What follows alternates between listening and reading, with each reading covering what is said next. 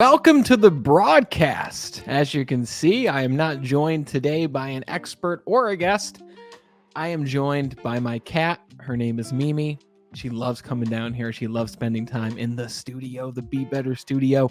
And today we've got a very simple message with you. The name of what we're going to be talking about today is 3 simple ways to improve your sales. And I just wanted to jump right into this by saying, no matter who you are listening to this right now, whether you are a sales manager, a business person, a business owner, an entrepreneur, a solopreneur, whether you are a retail worker in a retail store working for somebody else, or even whether you are a stay-at-home dad, a stay-at-home mom, it doesn't matter. No matter who you are selling every single day of your life. You're selling your opinion. You're selling your viewpoint. You're selling other people on even where you should go to dinner that night. You are selling literally every single day. So these 3 simple ways are going to benefit you, whether you are in a sales job or whether you are simply a human being who wants to be more influential, who wants to be more persuasive, and who wants to have an easier time going through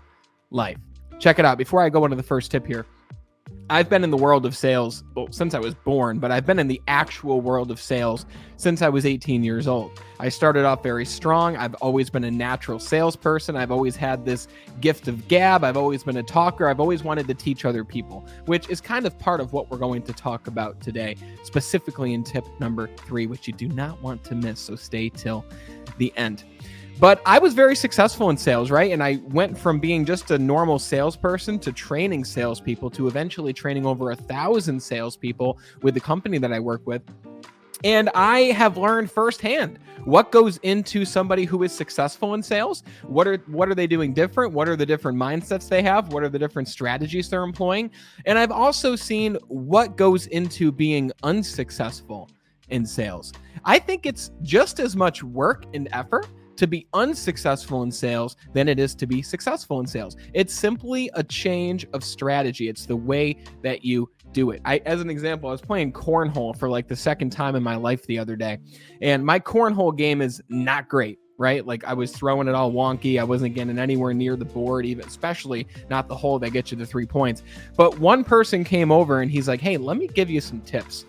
In 5 minutes, this individual, Bill, shout out to you, Bill, improved my cornhole game by like 5,000% after 2 minutes of showing me how to properly play cornhole. I want to do the same thing with you right now when it comes to sales. So the first tip, in order to make sales more simple for yourself and also to improve your ability in sales, the first tip is to really dial in on your strengths. All right. And when I say dial in on your strengths, I want you to take a mental inventory of yourself right now and ask yourself, what am I naturally great at? What is something that I've always been good at? My friends have told me I'm good at this thing. What is it about you that makes you unique?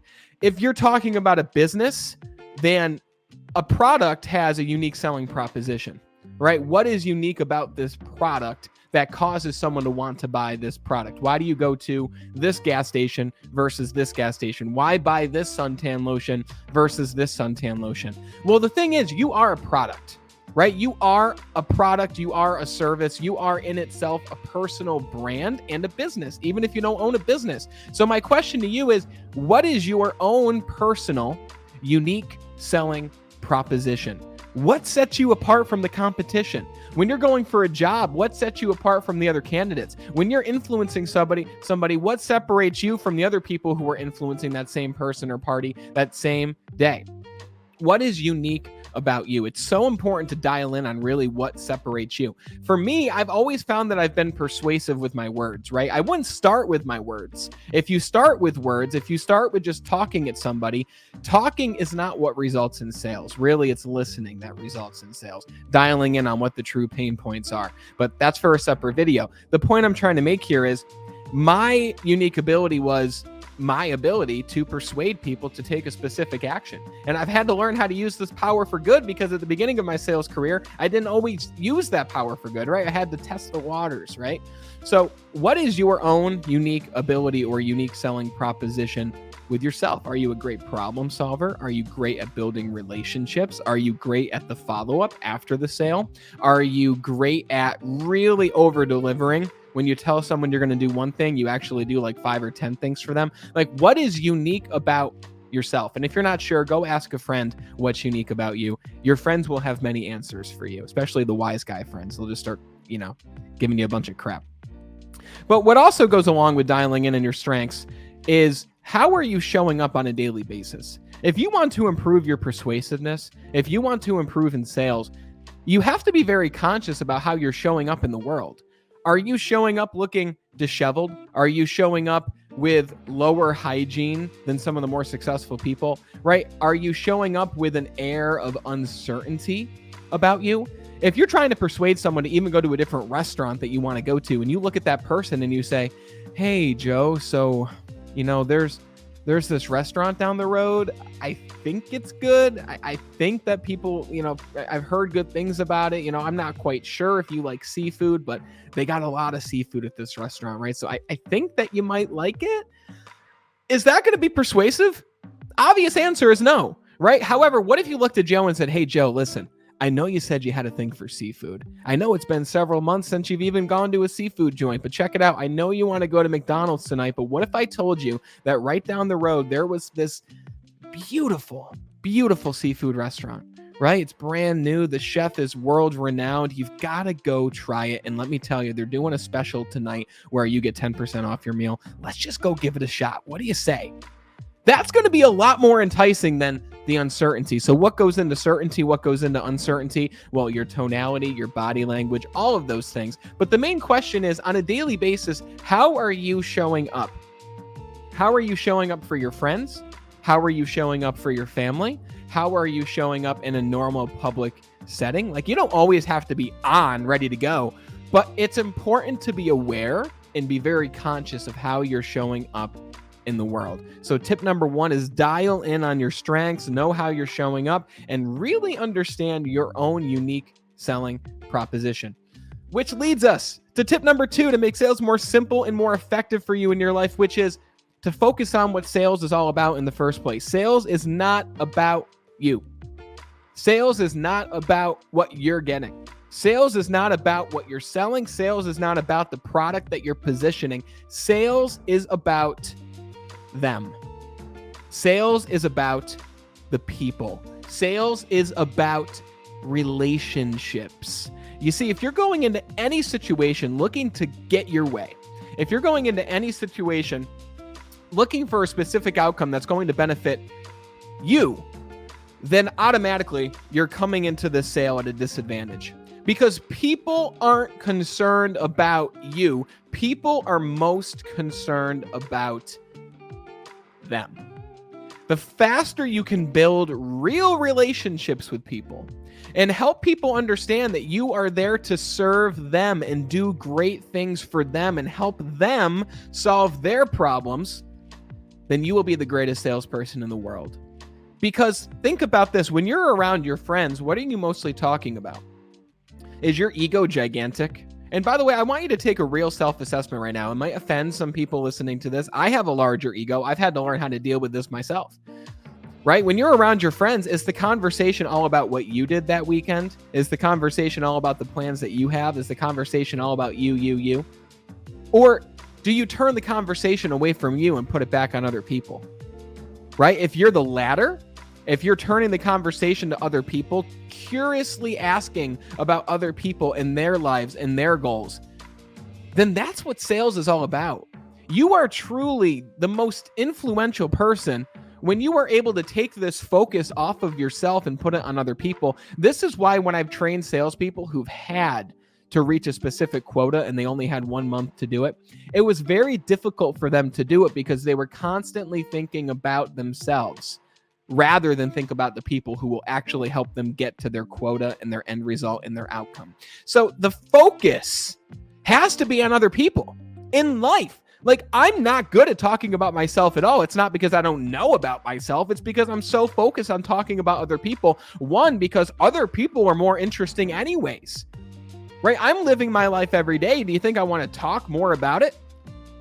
No, I want to talk about them. I want to talk about you. I want to talk about the other person, because this is how you build relationships. Think about the people who build you up the most. Think about the people you really enjoy spending time around. Think about the best sales situation you've ever been a part of, whether it was you buying a car, buying a cell phone, buying a house, whatever it might be.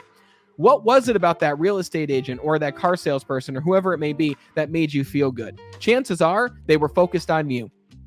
Chances are they were focused on helping to solve your problems. Chances are they asked you a lot of questions to truly understand what your problem was, and then they delivered a solution, right? You're probably the leader in your friend circle when you know more about all of your friends than they know about you. And this isn't to say you never talk about yourself, because what's going to happen is when you're building these relationships by focusing on other people, they're naturally going to be more curious about you. They're going to be like, Brandon, you've asked all about us today. What are you up to? Right? And then you just got to be ready for the question. Then you answer, and then you talk about yourself. But then you understand you don't just stay on talking about yourself. You then turn it back to them or ask about someone else. There's so much beauty in life. So many people, the way that I do this, just to give you an example, and then I'll move into tip number 3. The way that I do this is when I'm talking to somebody, I know that there's something about them that is so much more interesting than there is about me. I know that this person has a complex and such an interesting life that I can ask questions and that I can learn about and learn from. Right? As an example, when I'm driving by people on the street, I look at my wife really often and I say, can you imagine, or can you believe that every single person driving by us has a life just as complex as our own? And she's like, yes, Brandon, obviously they do. But really, how often do you think about that?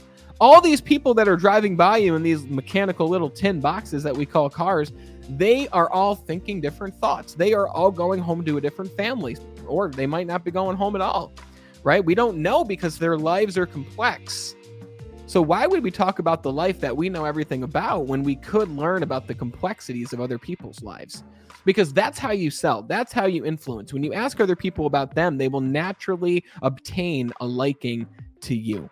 And you don't do this in order to obtain a liking. You do this because you are naturally curious about other people. So tip 2 is to become insatiably interested in other people and ask other people about who? Them. You got it. Tip number 3. If you want to sell anything, your viewpoint, your service, your item, your product, whatever it might be, you have to give, and give some more. Before you're able to sell anything, there has to be rapport that's built, right? There has to be some form of a foundation or relationship, no matter what it is you're selling. Now, if the person wants a pack of gum and they walk into a convenience store, do they need to build rapport with the cashier before they buy the gum? No, they already know what they want, and it's a very low ticket purchase. But if you're selling a high ticket product, or you're providing a service to a very high ticket problem that somebody really wants to solve, you don't just confront them by telling them that you're going to sell them or do this for them, and it's going to cost this amount of money. You have to give. Gary Vaynerchuk, who most of you know, Gary V, he wrote a book called Jab, Jab, Jab, Right Hook. The premise of the book is, before you give a right hook, right, which is the sale, you have to give. You have to continue to give your value, add value to other people. You have to continue to give them something for free. You have to continue to build them up. You have to continue to build the relationship, like we talked about in tip number 2.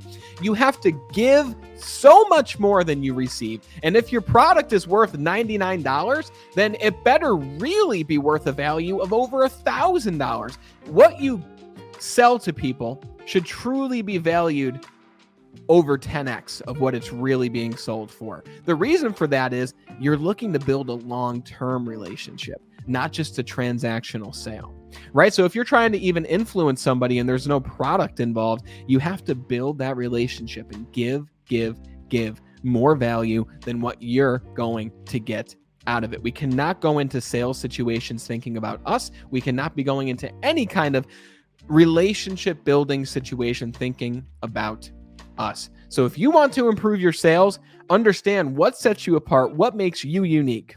Then put a focus on other people. Really focus on building relationships.